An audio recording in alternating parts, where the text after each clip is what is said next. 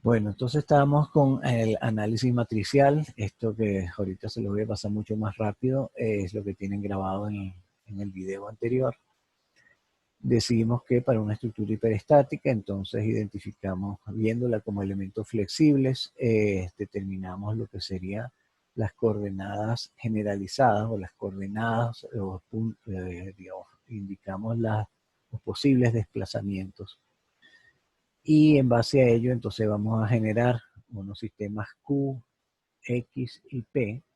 El sistema Q sobre la base del sistema de todas las deformaciones posibles que podemos tener en los extremos, en los nodos.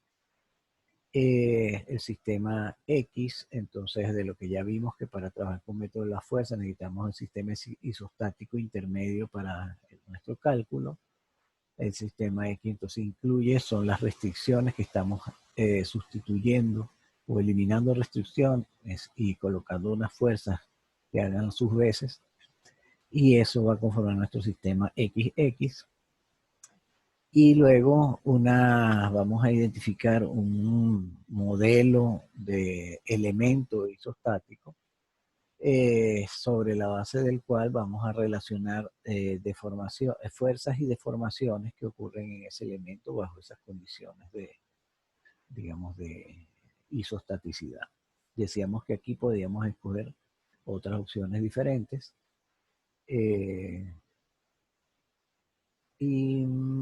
pero que en términos generales nos íbamos a manejar con el sistema de una viga simplemente apoyada.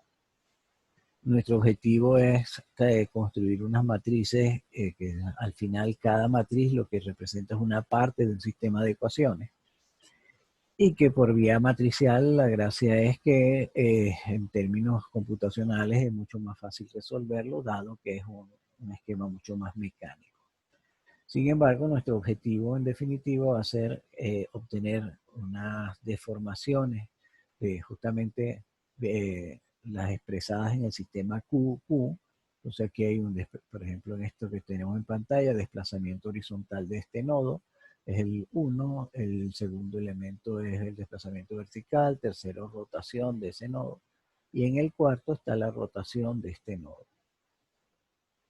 Viéndolo así como isostático, hay posibilidad de desplazamiento horizontal y vertical en este segundo nodo, pero si vemos el sistema original hiperestático, eso no está permitido por las condiciones de apoyo, y esa diferencia entonces la reflejamos en nuestro sistema XX.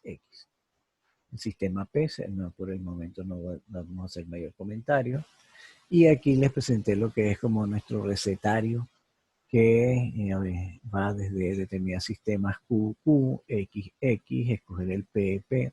Aquí hay una observación que va a ser de lo de la segunda parte de la clase de hoy.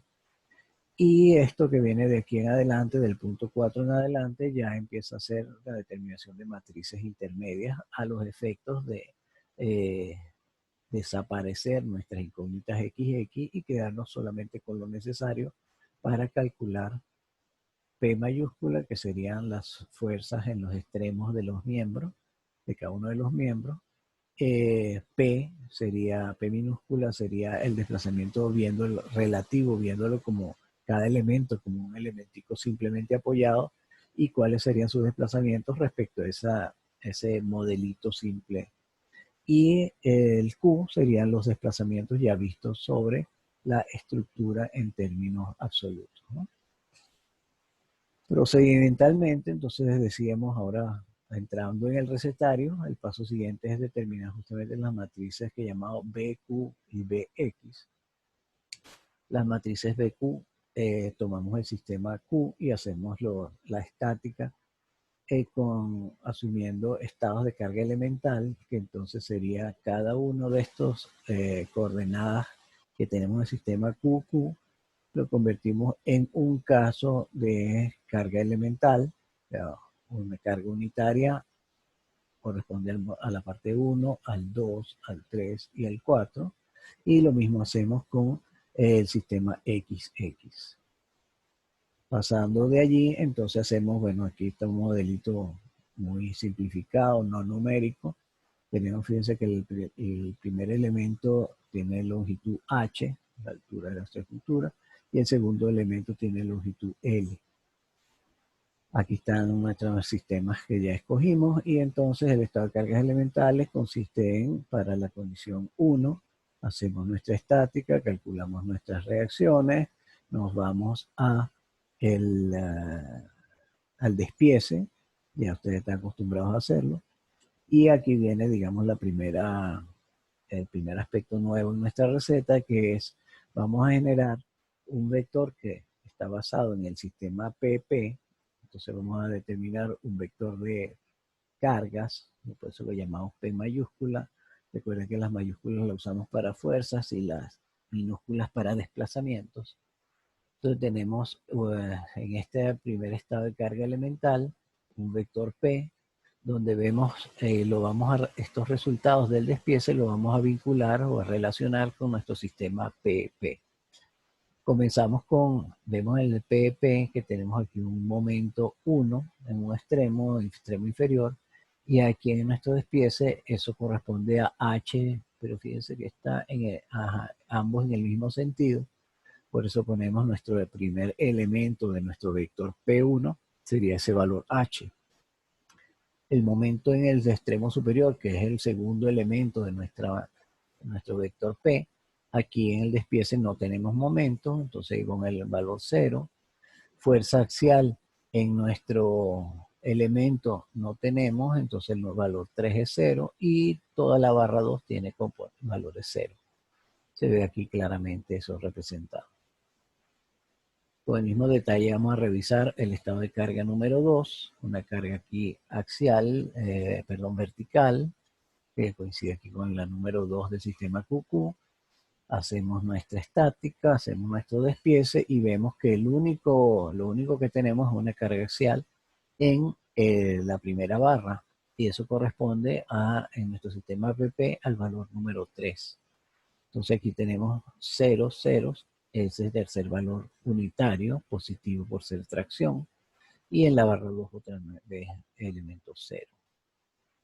Seguimos igualito con el estado de carga número 3, rotación aquí en el nodo el estado 4, rotación en el último nodo, y de la misma manera, llegado a los despieces, llevamos los valores para conformar nuestra matriz, nuestros vectores P3 y P4. Listos los 4 cálculos, digamos así, relacionados con el sistema QQ, procedemos ahora al sistema XX. Entonces allí teníamos efectivamente un X1 horizontal, un X2 vertical. Hacemos exactamente la misma rutina y definimos nuestro vector PX para X1, P para X2. Ya tenemos todo eso completo y entonces tenemos que para nuestra estructura hiperestática, dados los 4 vectores P1 a P4, eso define lo que llamamos el B, que corresponde al sistema Q. Y tenemos las P para el sistema XX, y con eso armamos la matriz BX, donde cada uno de estos vectores va a ser una columna de nuestro sistema BX. ¿Sí?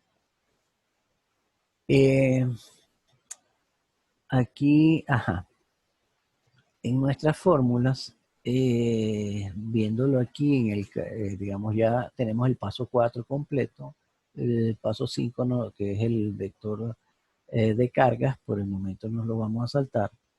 Fíjense que aquí podemos seguir calculando cosas todavía en el 6 y en el 7 no aparece el vector Q por ninguna parte, porque de hecho vamos a estar determinando en esencia en la matriz de flexibilidad, que es esta F mayúscula que está aquí sola, y esa que corresponde a la matriz de flexibilidad de nuestra estructura completa. ¿Okay? Entonces, para hacer todo este cálculo necesitamos, vemos aquí en 6, una matriz de flexibilidad, pero son Fs minúsculas, que corresponden a digamos, algo que identifica la flexibilidad de todos los elementos que están en nuestra estructura. Entonces, para El sistema que adoptamos, que en este caso es el simplemente apoyado como elemento base que utilizamos en el PP, esta, esta, este elemento simple tiene internamente esta matriz de flexibilidad, donde nos dice, por ejemplo, que si tenemos un momento aplicado en 1, la rotación que se genera en ese punto es justamente, digamos, sería como el elemento 1, 1, o sea, la fuerza 1 sobre el desplazamiento en 1 o sobre la rotación de 1, esa relación es L sobre 3I. Si vemos el 1, 2, sería, lo podemos ver como que la fuerza que está en 2, un momento que esté en 2, qué rotación produce en, en el nodo asociado con el 1. Y allí vemos, fíjense que si esto lo, digamos, si está, aplicamos un momento aquí en 2 en estos términos, en hacer el pequeño dibujo, si aplicamos un momento aquí, nuestra barra haría algo así. Entonces fíjense que la rotación en 1 va a ser negativa, ¿no? Pues de allí el menos, signo menos de este elemento 1, 2 igual al 2, 1. Y es lógico también que si aplicamos un momento en 1 y produce una rotación, si aplicamos un momento en el otro extremo, la rotación que vamos a tener aquí es menor y de hecho es en valor absoluto. Entonces vemos que momento en 1 y rotación en 1 nos produce este valor, y momento en 2, rotación en 1 nos produce una rotación en 1 que es la mitad de lo que producía si cuando teníamos el momento aplicado en el mismo nodo, ¿no?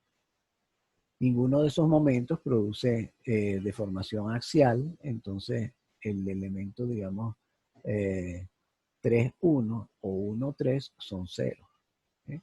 Y solamente a efectos de deformación axial se produce si hay una fuerza axial en estas condiciones. Entonces, el elemento 3, 3 justamente es el que depende del área, su módulo de elasticidad y lógicamente de la longitud.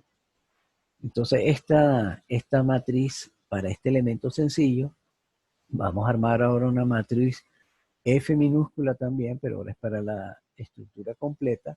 Y entonces simplemente va a ser siguiendo el orden en que numeramos nuestra estructura, vamos a aplicar justamente esta matriz. Entonces, digamos, la primera submatriz de esta nueva matriz va a corresponder con este modelo y la segunda también. La única diferencia es que para el primer elemento la longitud es h, por eso ven que aquí no dice L sobre 3i, sino h sobre 3i. Y el segundo elemento, si tiene longitud L, entonces tenemos aquí exactamente la misma, digamos, configuración, pero aplicado para el segundo elemento. Si hubiese un tercer elemento, cuarto o quinto, esos serían submatrices que van conformando la diagonal de esta matriz que tenemos acá. ¿Okay? Luego de eso, a ver, teníamos... Ajá. Ok, en cuanto a procedimiento de cálculo, entonces todavía estamos obviando el paso 5 del vector de carga. Ya podemos, en términos de formulación, determinar unos valores intermedios de fxx y fxq. Que, digamos, esas diferencias, vamos a dejarlo tranquilo por ahí. Bueno, el tema es que podemos calcular estas matrices de paso intermedio y que a su vez nos van a servir para una nueva matriz por acá. Y una matriz B mayúscula y esta es nuestra matriz de flexibilidad de la estructura propiamente dicha, y con ella ya podemos determinar con las ecuaciones que aquí les presento los valores de Q minúscula, que serían desplazamientos correspondientes al sistema QQ, o sea, cuánto va a rotar o cuánto se va a desplazar horizontalmente este nodo, sería el valor Q sub 1, Q sub 2, Q sub 3 y Q sub 4. Fíjense que ahora no tenemos nada con las X porque las X realmente sabemos que tienen desplazamiento cero, el X1 es cero y el X2 es cero. Perdón, los desplazamientos que corresponden a esas X serían cero. Tenemos los valores de P. Ahora venimos al sistema PP y entonces el P1, P2, P3, P4, P5 y P6 corresponden a los despieces y sabríamos entonces los momentos que hay en los extremos de los miembros, la fuerza axial de cada uno de los miembros y tendríamos aquí en P minúscula el vector que señala las rotaciones de cada uno de estos elementos, pero fíjense que ya no es, por ejemplo, en el sistema QQ teníamos una rotación 3, ¿ok? Que uno dice, bueno, ¿cuál de estas dos rotaciones es? Y la verdad es que no es ninguna de ellas, es una combinación que tiene que ver con todas las rotaciones. El sistema PP lo que nos dice es cuánto rota, por ejemplo, el P2 nos dice cuánto rota este extremo del miembro respecto a lo que pase a ser, digamos, la cuerda que une los dos extremos del elemento. ¿Okay? Por ejemplo, digamos que tenemos un valor de 1, de Q sub 1, que nos dice que esto se desplaza, por decir algo, 10 centímetros hacia la derecha, dadas unas condiciones de carga. Y, perdón, nuestra cuerda iría desde el 0, 0 hasta un punto que estaría aquí desplazado 10 centímetros aquí a la derecha. Y fíjense que entonces habría una rotación relativa en este nodo a los efectos de, digamos, si lo presentamos esa deformada, déjenme dibujarlo un momentico, digamos que tengamos una deformada que sea, por decir algo, que sea algo así. ¿Okay? Y podemos tener que, algo así pudiera ser la deformada de esa estructura. ¿Okay? En ese caso, la cuerda de cada elemento sería, digamos, que vendría de aquí hasta aquí y de aquí hasta aquí. Los valores, perdón, de P sub 1, por ejemplo, se diría, bueno, es una rotación aquí abajo, que uno dice, ¿cómo va a ser la rotación ahí abajo? Aquí rotación es cero. Y de hecho, aquí ni siquiera la representamos aquí porque ya sabemos que es cero en el vector Q minúscula.